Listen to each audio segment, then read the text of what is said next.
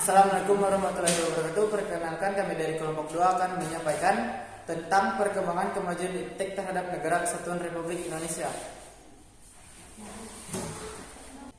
Perkenalkan, nama saya Birensa selaku moderator dan ini narasumber 1. Saya Najatul Fariha akan menjelaskan pengertian dan sejarah perkembangan iptek di Indonesia. Dan ini narasumber 2. Saya Vina, saya menjelaskan tentang pengaruh positif kemajuan iptek terhadap Negara Kesatuan Republik Indonesia. Dan ini narasumber 3. Saya Dwi Kusnul Fatimah akan menjelaskan pengaruh negatif kemajuan iptek terhadap Negara Kesatuan Republik Indonesia. Dan ini narasumber 4. Perkenalkan, saya Wanji Duda Utami. Saya menjelaskan tentang sikap selektif terhadap berbagai pengaruh kemajuan iptek di Indonesia dan manfaat serta tujuan dari iptek. Dan ini narasumber 5. Saya Firdaus Wiranda, saya menjelaskan tentang sikap selektif terhadap pengaruh kemajuan iptek. Baiklah, di sini saya akan menjelaskan mengenai pengertian iptek dan sejarah perkembangan iptek di Indonesia. Iptek atau yang biasa kita kenal dengan ilmu pengetahuan dan teknologi adalah suatu tempat yang menjadi sumber informasi yang dapat menambah wawasan dan ilmu pengetahuan seseorang khususnya di bidang teknologi. Adapun sejarah perkembangan iptek di Indonesia. Pada abad ke-20, nenek moyang Indonesia mulai menerapkan iptek pada bidang pertanian, yaitu dengan melakukan teknik terasering dengan baik sehingga irigasi di sawah dapat berjalan dengan lancar. Kemudian iptek juga berkembang pada bidang kelautan, yaitu nenek moyang berhasil membangun perahu, yaitu berupa perahu pinisi yang melakukan pelayaran ke kota Vancouver pada tahun 1986.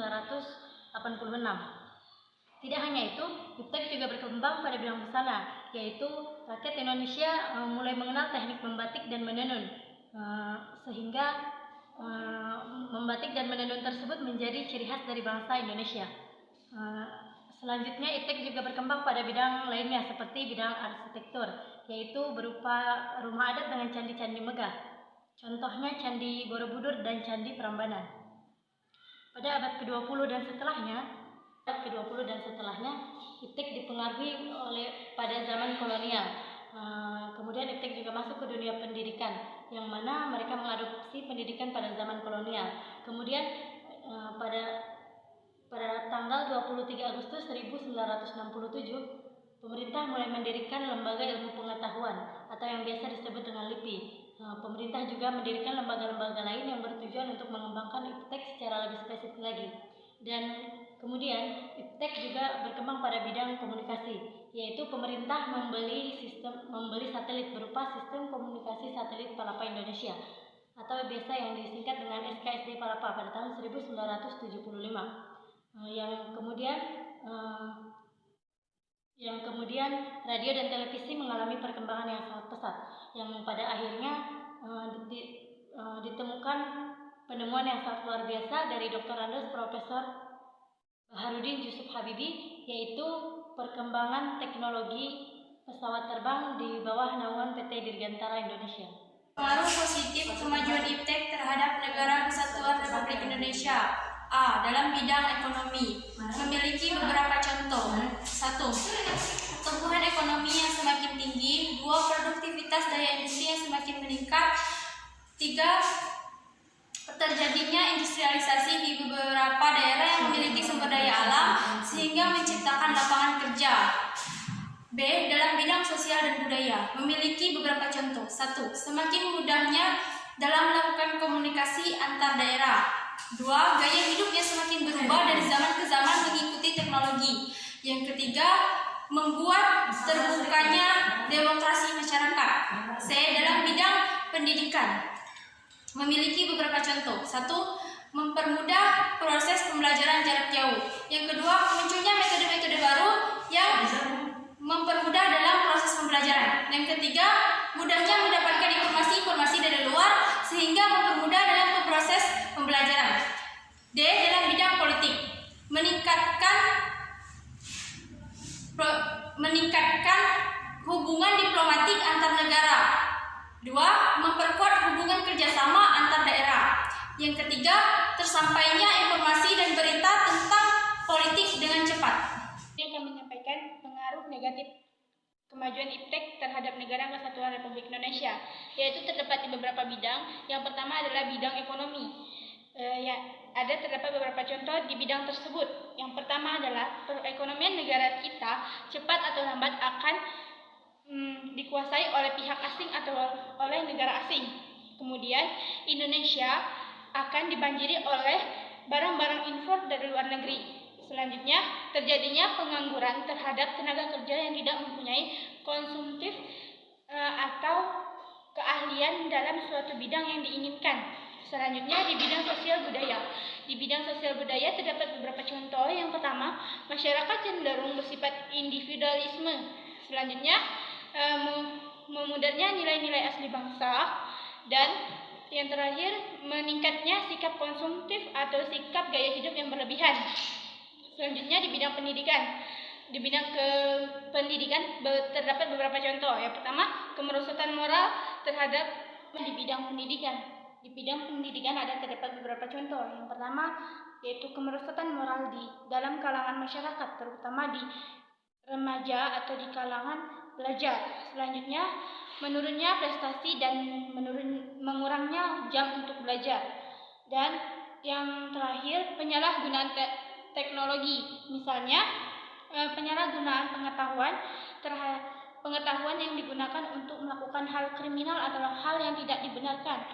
Selanjutnya di bidang politik. Di bidang politik terdapat beberapa contoh. Yang pertama, semakin meningkatnya nilai politik individu, kelompok maupun oposisi dan penguasaan yang berwenang-wenang serta penguasaan yang kejam.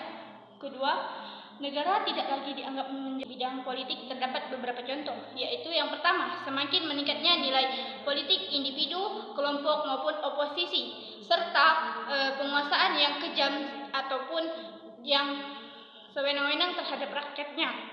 Kedua, negara tidak lagi dianggap sebagai kunci untuk proses pembangunan.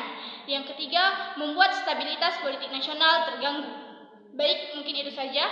Assalamualaikum. Baiklah, di sini saya akan menjelaskan tentang membangun sikap selektif terhadap berbagai pengaruh dari kemajuan iptek. Sikap selektif sendiri adalah sikap di mana memiliki dan menentukan alternatif terbaik bagi kehidupan diri, lingkungan masyarakat, bangsa, dan negara dengan berproses secara berhati-hati, rasional, dan normatif dalam menghadapi berbagai pengaruh dari luar. Sikap selektif sendiri adalah sikap tanggung jawab dalam menghadapi perkembangan iptek. Yang pertama, tidak asal membuat dan mengembangkan iptek. Itu artinya iptek tidak dibuat dengan asal tapi iptek dibuat dengan memperhatikan nilai gunanya, terutama bagi kepentingan bersama. Yang kedua, penting untuk selalu memperhatikan etika dalam pengembangan iptek itu sendiri. Yang ketiga, memperhatikan aspek pelestarian lingkungan juga tidak boleh dikesampingkan, karena dengan begitu kita bisa sekaligus mengedukasi atau mengajarkan masyarakat untuk selalu melestarikan lingkungan. Selanjutnya kita tidak hanya bisa mengambil keuntungan saja, namun dalam pengembangan iptek itu sendiri kita juga harus memperhatikan nilai etika dan tanggung jawab sehingga tidak mengurangi produktivitas penggunanya. Selektif terhadap pengaruh kemajuan iptek. Yang pertama, sikap selektif dalam bidang politik. Dalam bidang politik kita perlu selektif dengan mengedepankan demokratisasi, keterbukaan hak asasi manusia, dan kebebasan. Hal ini karena negara yang dominan menjadi acuan bagi negara lain yang masih berkembang. Hal-hal yang perlu dilakukan agar Indonesia bisa menjadi negara yang mandiri adalah demokratis dalam berbagai bidang. Rakyat dan pemerintah sama-sama jujur dan berwibawa, mengembangkan demokratisasi dalam segala bidang, menegakkan HAM dan menegakkan supremasi hukum.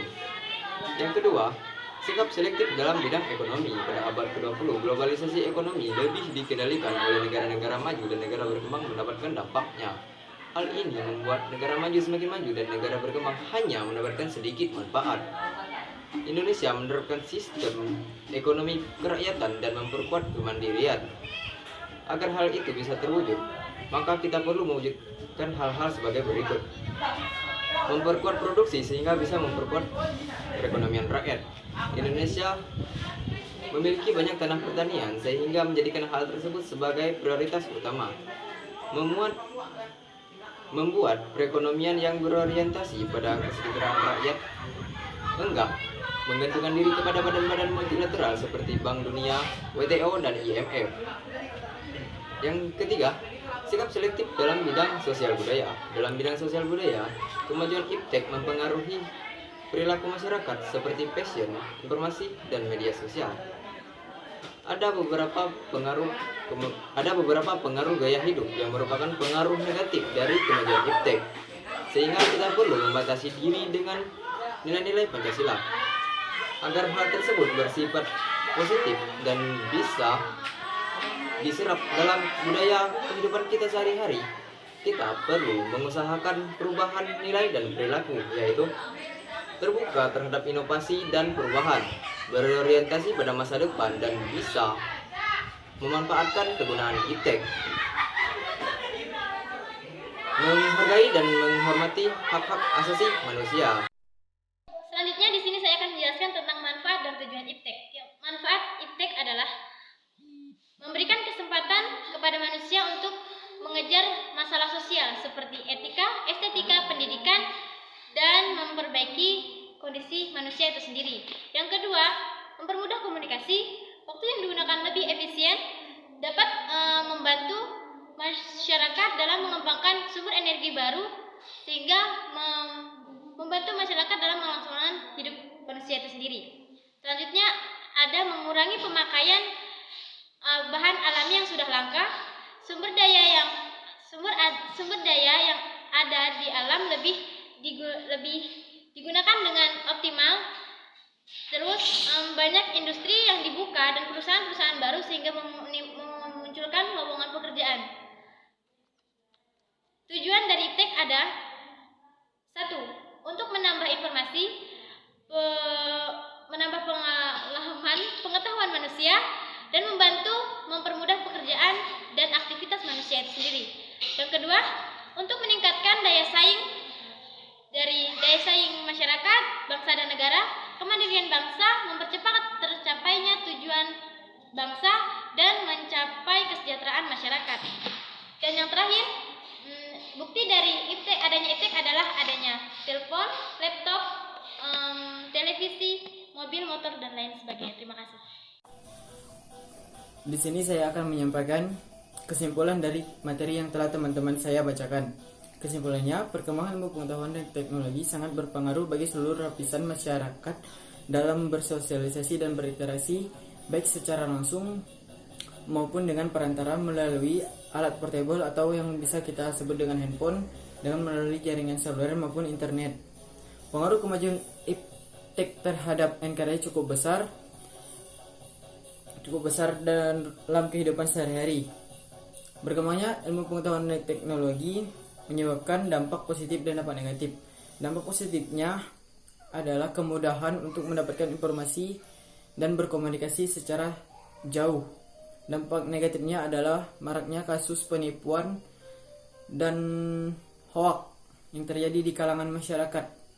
Sekian dari saya. Wassalamualaikum warahmatullahi wabarakatuh. Itu saja, sekian dari kami. Wassalamualaikum warahmatullahi wabarakatuh.